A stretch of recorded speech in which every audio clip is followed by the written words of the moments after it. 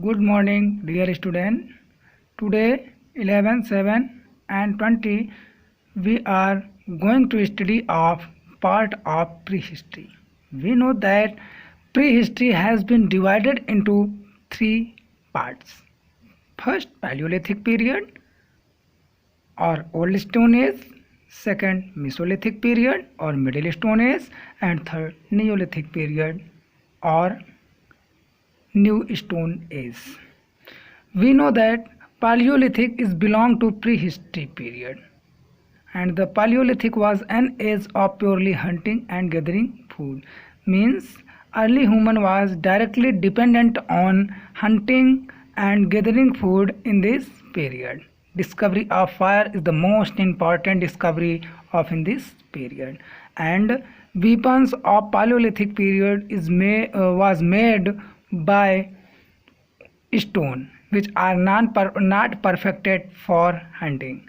But in second Mesolithic period or Middle Stone Age, Mesolithic period is the period between Paleolithic and Neolithic period.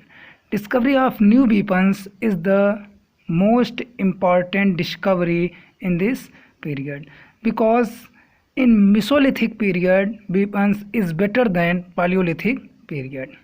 And third, we study Neolithic period or New Stone Age.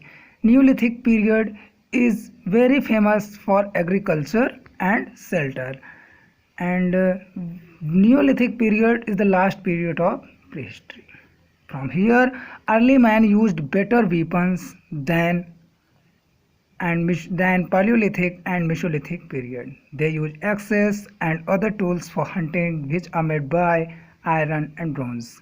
Discovery of agriculture and shelter was the most important discovery of in this period. So we can say that prehistory is divided into three groups: Paleolithic, Mesolithic and Neolithic, which have no written record or available.